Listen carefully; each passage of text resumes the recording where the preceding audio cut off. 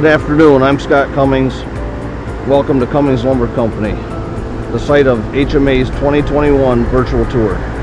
Cummings Lumber Company was founded in 1929 by my great-grandfather. He picked Troy, Pennsylvania as the location for the sawmill because of the availability of water in the railroad. In 1929, there wasn't any electricity, so he had to use steam from a wood-fired boiler to power the sawmill. Today we will be touring the sawmill, our flooring division, Barefoot brand flooring, and our pellet plant, Barefoot Pellet. My name is John Riddell. I am the procurement manager here at Cummings Lumber Company. We are located in an area that contains a variety of high-quality hardwoods. Our mission is to obtain these hardwoods sustainably, responsibly, and legally. To demonstrate this, we have been a participant in the Pennsylvania SFI Sustainable Forestry Initiative for over 23 years and will continue to do so. Cummings Lumber purchases between 8 and 10 million board feet of logs per year. These logs are purchased at a 60-40 mix, 60% being stumpage and 40% gatewood or log landing purchases. Logs are brought to our yard in Troy, PA by Traxel log trucks or trailers. They are unloaded and separated by species. The logs are then tagged, inspected, and separated.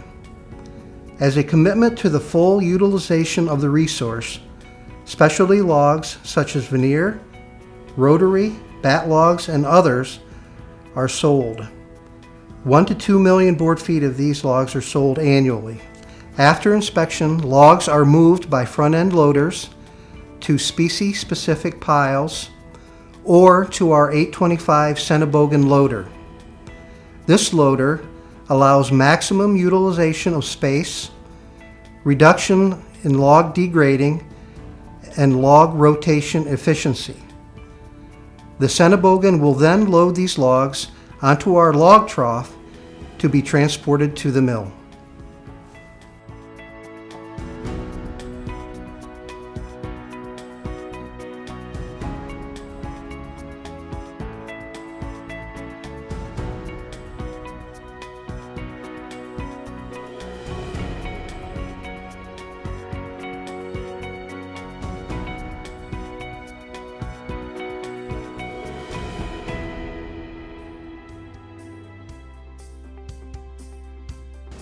Here we have the Nicholson R-square ring debarker. We debark the logs to separate the bark from the log.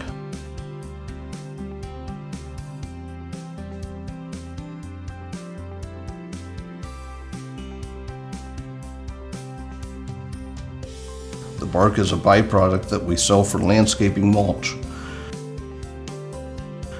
The other reason we debark the log is to make the log clean of bark, mud, and other debris that the bark has, so that we don't dull the saws as the log gets processed.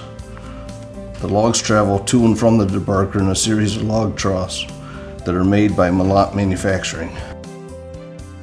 All of the logs before getting processed proceed through the Malott log troughs through the Renz metal detector. If there's metal in the log, we kick it out so that we don't ruin a saw. Here's where all the magic happens. We sharpen all of our bands in-house. This is a very tedious job. All the saws get benched on a Simon's auto bench. This machine puts tension into the saw. The saws are swedged and shaped with an Armstrong auto swedge, and then go to the Armstrong No. 4 grinder. The addition this year by adding the auto bench and the auto swedge has helped us maintain good quality lumber. Here's where we primary break down the log from a round to a four-sided cant. We do this with a 6-foot McDonough band head rig and a 3-knee Corley carriage.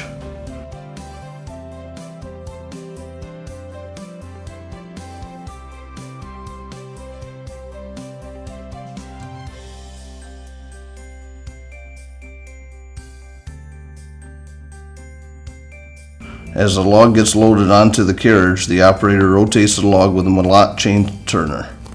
Then we scan the log with Lewis Control's 3D scanning to optimize the opening cut that we have set to a minimum opening face of 4 inches wide by 7 foot long. We open the face to be square from end to end so that the resaw can handle the cant properly. Here you see the operator using the McDonough saddle turner to rotate the cant for best cut to pre-position it for the resaw. The resaw is a 54-inch McDonough line bar resaw. Most of the decks that keep the flow going are manufactured by Malott. We continue to saw the cant down to get most of the grade before that heads off to resaw number 2. Now you're seeing our pawl optimizing edger. Here the operator is feeding the boards horizontally into the edger, and as they feed into the edger, the gray boxes scan the board and optimize the board for best yield. The scrap falls onto the table to get chipped, as you will see later. Now the cants make their way to the 48-inch center line bar resaw with Silvatech controls. The operator is getting any grade board that is left on the cant and then making the best decision on what width for pallet cant to produce. As the cants make their way down the Malott deck, they arrive at the Cornell swing saw. Here we have 4 air stops to choose what length of pallet block we want to cut based on the orders that we have.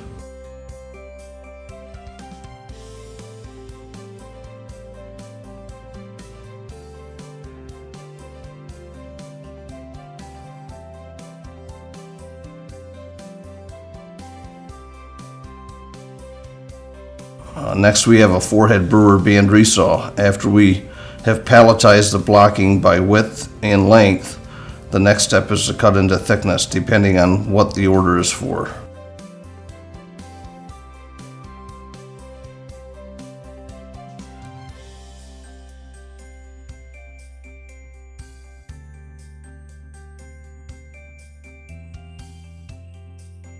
Here we are at the horseshoe. The grader is marking the boards for the best length and grade to be sorted on the green chain. Here we also are doing quality checks on thickness and weighing limitations. The horseshoe transfers were built by HMC.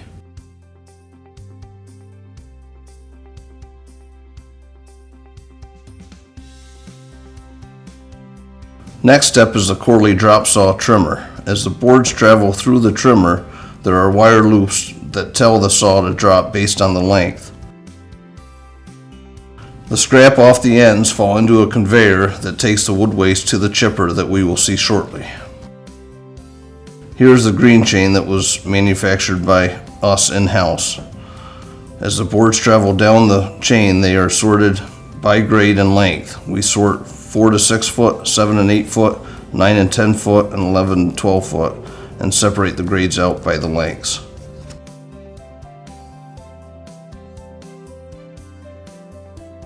The sticker machine is made by Moore Memphis.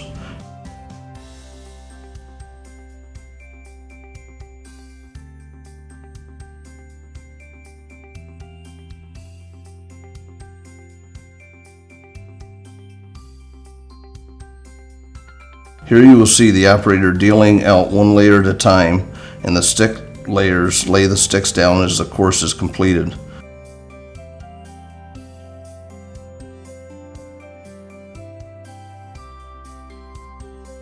This is done so that when we kiln dry the lumber, we get the proper airflow in the kiln to dry the lumber.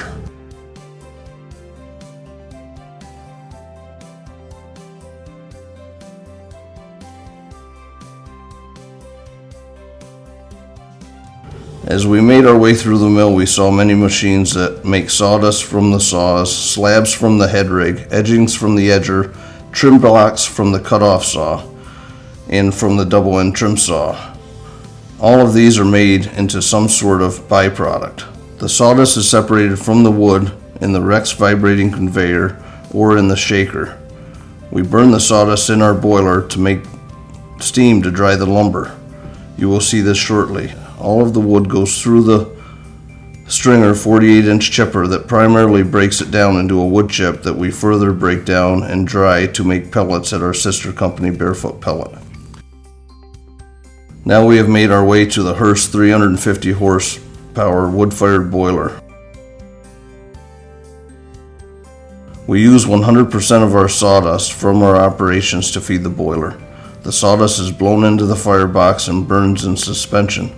We basically boil water to generate steam for the kilns. The steam pressure is 105 psi and is piped to the kilns, and the condensate is returned to the boiler to make steam again. The controls and the infeed for the boiler were made by AFS. The heat for our kilns is provided from our wood waste boiler. Our kiln capacity is 690,000 feet. The kilns are all controlled by SII controls. We take 8 sample boards for every kiln charge and weigh each sample daily. We dry the lumber to 6 to 8% moisture content. The lumber charge stays in the kiln for 10 to 34 days depending on the species. So after the lumber is stickered and comes out of the sawmill, the lumber goes straight into our kilns.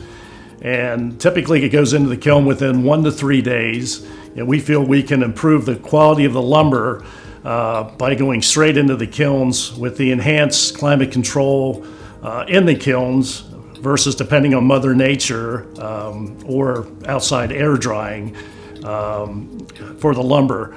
Now we have roughly we dry 8.2 million board feet of lumber annually. We have 12 kilns. We have 4 Niles kilns. We have 8 American wood dryers with a total capacity of 700,000 board feet. We turn our kilns typically once a month on oaks, and probably half of that or every 15 days on most of our other species. We have more drying capacity than sawing capacity, and it's the reason we go right into the kilns dead green. So we do supplement our kilns by buying some outside green lumber for our flooring operation.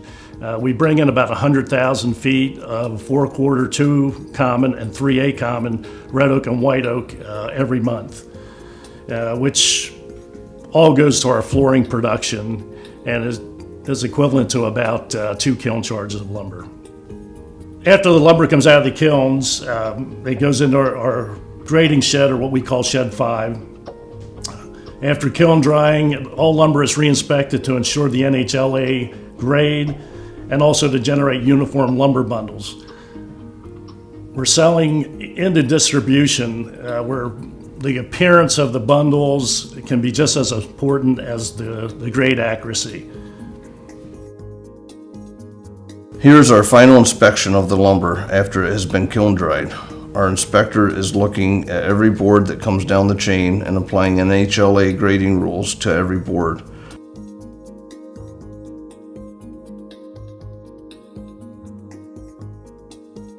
After the inspector has graded each board, the boards travel down the chain to be sorted and stacked into their respective carts. Now we have full packs of lumber that have been graded and sorted by length and some widths.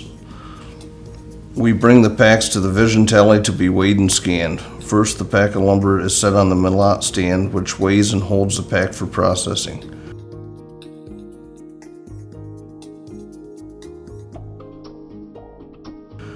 Next, the operator enters the information about the pack into the vision tally system. We utilize a vision tally system and Milot handling equipment to ensure the accuracy, footage tally, and also bundle weight. Weight is equally as important as the footage as we build loads by weight for both flatbed and container shipments. Our tally system has improved the accuracy, and our bundle tally is also a time saver. It allows the warehouse coordinator to paint and logo bundles while Vision Tally is scanning the next bundle. Vision Tally's interface with our inventory system, which is eLIMS or DMSI software.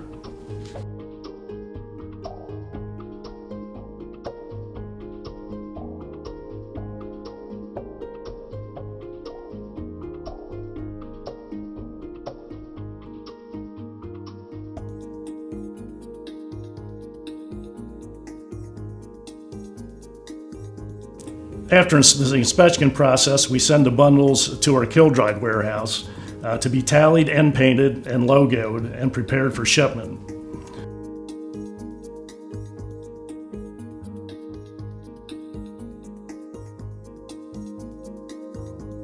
"60% of our production is sold domestically, mostly into the kitchen and bath industry, and 40% is exported, mostly to China."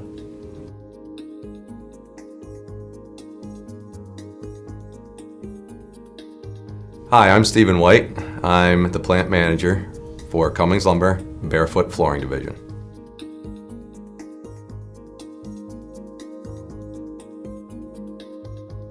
Here at Cummings Lumber, the flooring department, we start with kiln-dried 4-quarter rough lumber. It comes from various sources, approximately a 100-mile radius from here.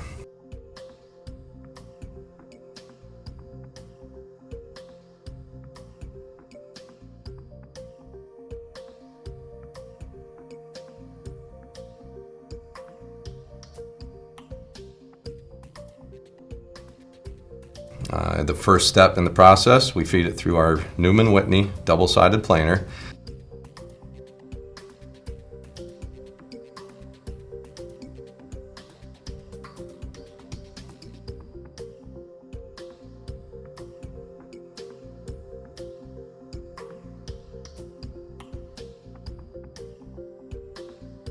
It then gets transferred to the Paul rip saw, which runs approximately 400 feet a minute. In that rip saw, there are 4 movable and 1 fixed blade that develop a rip solution after passing through a photo eye array, which measures the board width and determines the best yield achieved from each board to get any combination of our 2 1/4, 3 1/4, 4 or 5 inch blanks. The blanks are then conveyed and manually stacked by width into their respective carts and banded with cargo straps. These cargo straps are then reused after the packs have been further processed, which reduces scrap in our overall processing. Scrap edgings are conveyed straight into a West Salem 1638 HTG HV horizontal grinder. This grinder also processes scrap from other areas in the plant via shaker hopper. All of our processed waste is used to produce briquettes on site or wood pellets at our pellet mill if we have excess material.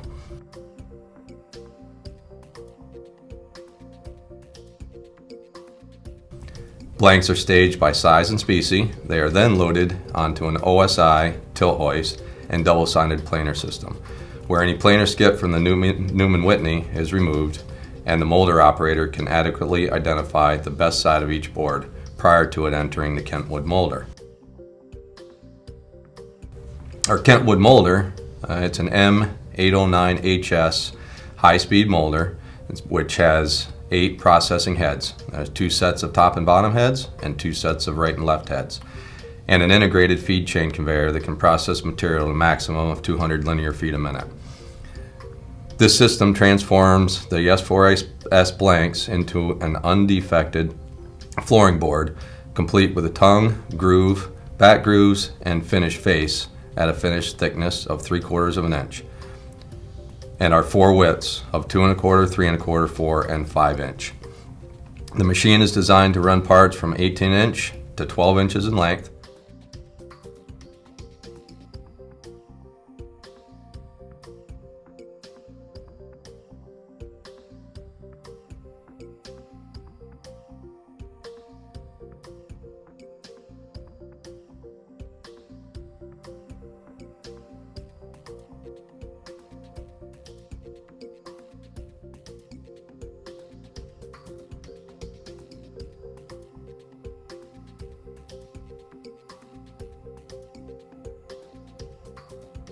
And after molding, each board is conveyed through our Wood Eye 6 scanner, which identifies defective material, as well as which part of the board qualifies for our specific grades of Select, 1 Common, and 2 Common.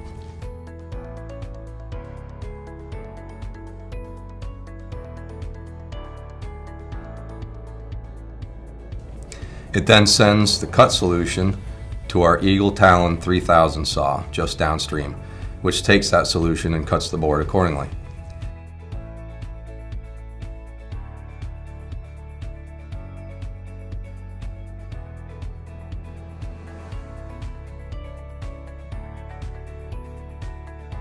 Each piece then goes through the Doucette end matcher, which runs at a piece a second and cuts the tongue and groove in both ends.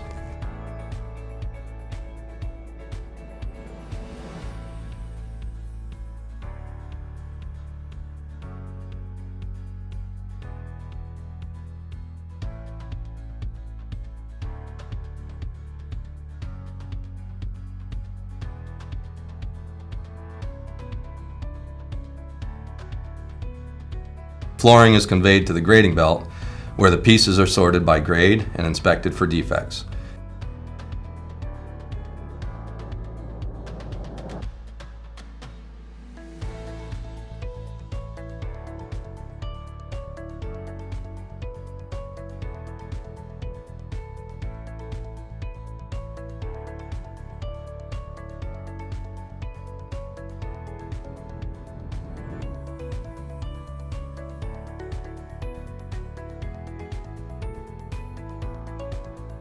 Pieces are then bundled, strapped, and palletized.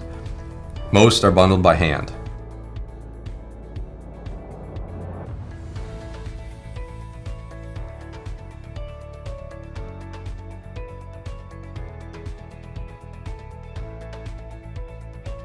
We do, however, have a nester machine manufactured by Cameron Automation, distributed and supported by James L. Taylor, which counts, sorts, and bundles automatically.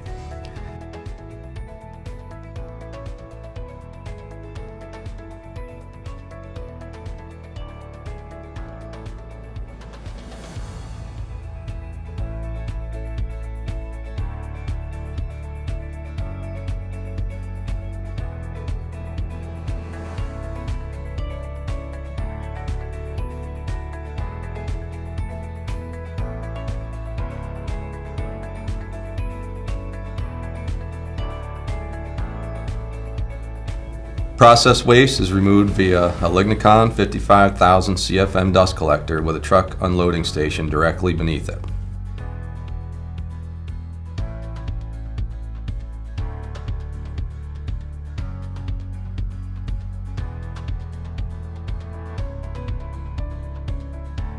Sawdust is pulled from each piece of equipment and dropped into a trailer, which is then conveyed into two rough briquette machines. Each machine produces approximately 1 ton of briquettes per hour, which are then shrink wrapped by a system from Tex Wrap packaging system. Our overall production is approximately 200,000 square feet a month, which equates to about 2.3 million square feet a year. And of that, we can sell and have produced in sales 5.5 million feet per year. Our RIP process develops 250,000 board feet per month at about 3 million board feet a year between our RIP and our surface operation.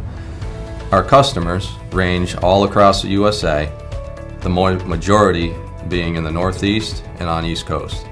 But our customer base does spread as far as Washington State and Florida. Hello, my name is Jeff Persing. I'm the Sales and Distribution Manager at Barefoot Pellet in Troy, Pennsylvania. Barefoot Pellet started in 2005. We have a hardwood pellet mill, a flooring plant, and a hardwood dimensional lumber mill. Barefoot Pellet gets a lot of their material from our flooring plant and our hardwood mill. We also purchase hardwood and chips from other locations around the area. We truck them in.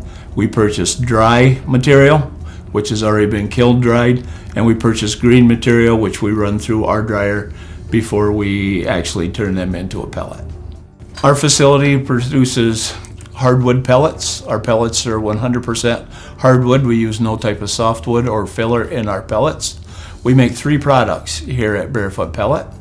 We make a 100% pellet, hardwood pellet that is considered a super premium. To be considered a super premium in Pennsylvania, you have to have an ash content below 0.5%, and you have to have a fine content below 0.5%. So we are considered a super premium. We also send our pellets out monthly to an independent testing location, so they send us back how our pellets registered.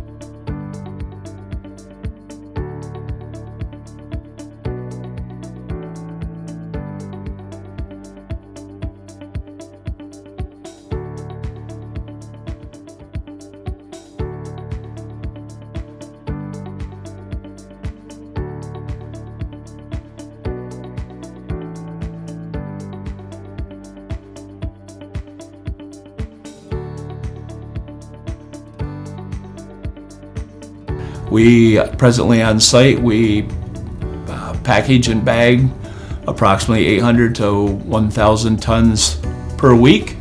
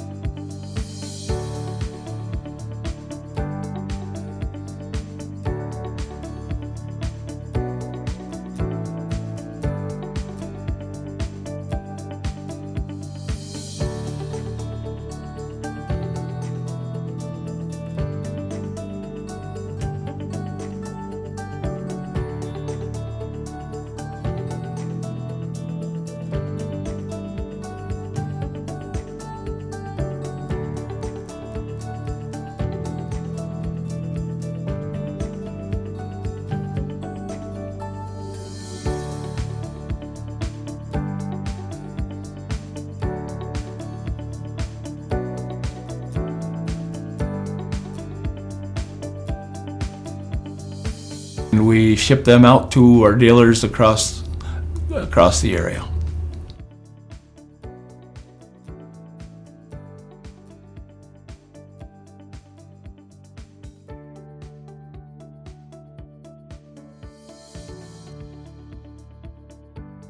Another type of pellet that we manufacture here is a hardwood pellet also, but we call these our B&B or Barefoot and Beautiful pellets.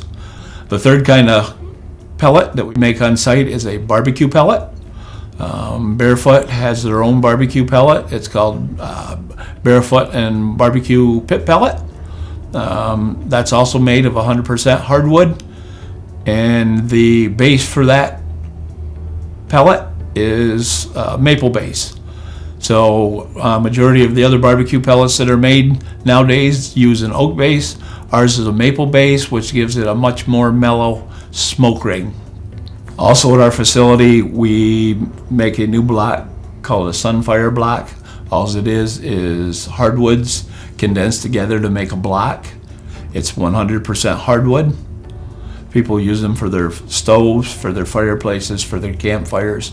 They are a substitute for firewood.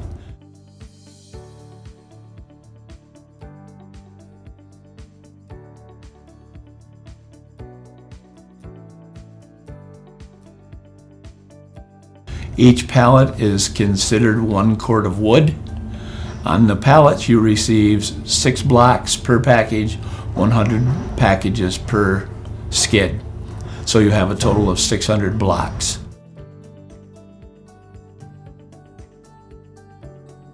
The next thing is our geographical location for Barefoot Pellet. We go as far north as Maine. To the west, we go to Pittsburgh. To the east, we go out to Rhode Island, and far down south is New Jersey. We have approximately 250 dealers that purchase our pellets and resell them to customers. Knowing the important role our industry plays in the overall health of the forest ecosystem, as well as clean air and carbon sequestration, we are pleased to report that Cummings Lumber is doing our part by utilizing and marketing the wood fiber of the entire log, from lumber to flooring to biofuel in the form of wood pellets. Thank you all for attending HMA's 2021 virtual tour. We hope you enjoyed the tour and thank you for your support.